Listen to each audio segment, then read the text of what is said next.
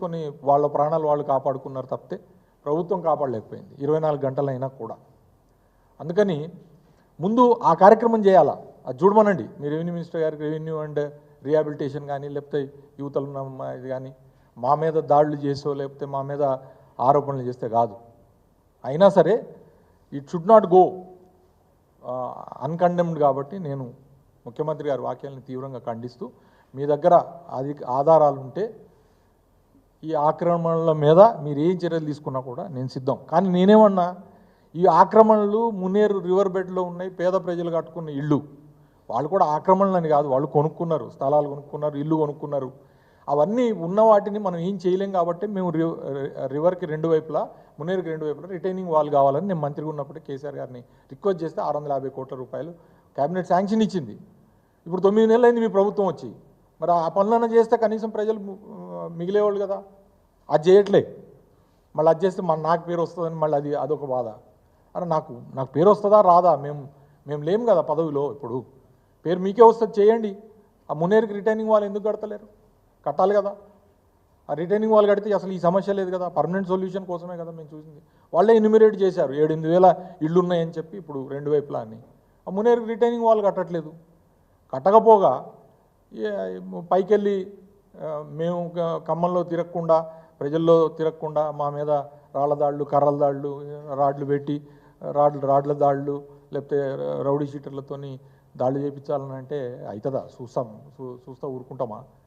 ఉద్యమ సమయంలో ఉద్యమించిన పార్టీ ప్రజాప్రతినిధులు వాళ్ళందరూ, జగదీష్ రెడ్డి గారు కానీ, లేకపోతే హరీష్ రావు గారు కానీ, లేకపోతే ఇతరత్ర ప్రజాప్రతినిధులు కానీ, సో వాళ్ళ మీద మీరు భౌతిక దాడులు చేయాలా? నా మీద భౌతికంగా సరే నన్ను అంతమంది ఇస్తారా అనుకుందాం. దాంతో ఖమ్మం ప్రజల యొక్క సమస్య తీరుతుందా? ఇప్పుడు నువ్వు నన్ను చంపాలని చెప్పి ప్రయత్నం చేస్తావు.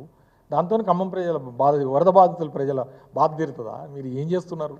ఒకసారి ఇంకో విషయం కూడా నేను మీకు తెలియజేయాల్సిన అవసరం ఉంది.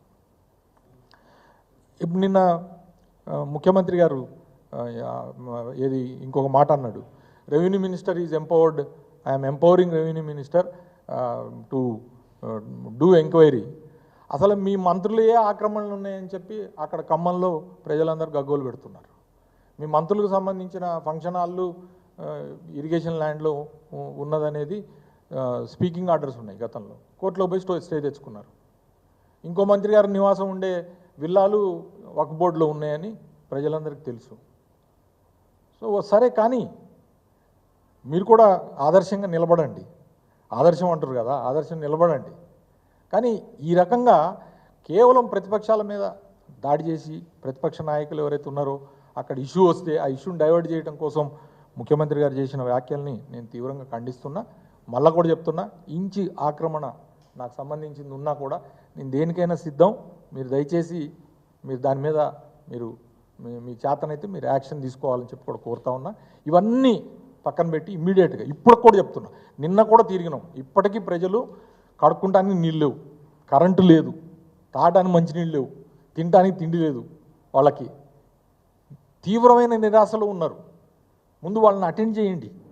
నిన్న 5 కిలోలు పంపారు. 5 కిలోలు ఏ మూలకు వస్తుందండి? అదొక్క బియ్యం. వాళ్ళకి గ్యాస్ బండలు కొట్టుకపోయినాయి, గ్యాస్ స్టవ్లు కొట్టుకపోయినాయి, ఇవి లేవు.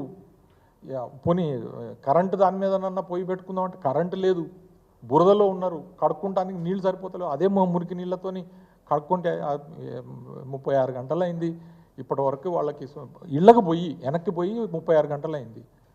సో నా డిమాండ్ ప్రభుత్వానికి ఇమ్మీడియట్గా ఇప్పటికైనా సరే మీరు చలనం రావాలి, వచ్చి మీరు మున్నేరు నదికి శాశ్వత పరిష్కారం ఏదైతే రిటైనింగ్ వాల్ ఉందో దాన్ని నిర్మాణం చేయండి.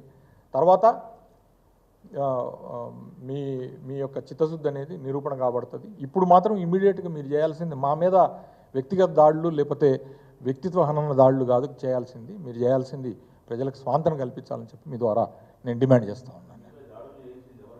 కాంగ్రెస్ వాళ్ళే ఉన్నారు. బాజాప్తు వాళ్ళ కౌన్సిలర్ భర్తలు, తర్వాత మొత్తం కాంగ్రెస్ క్యాడరు, వాళ్ళ ఫోటోలు ఉన్నాయి, వాళ్ళ వీడియోలు ఉన్నాయి, అన్నీ ఉన్నాయి. మేము బాజాప్తు వాళ్ళ పేర్లు పెట్టి పిటిషన్ ఇచ్చినాం. మేము ఆల్రెడీ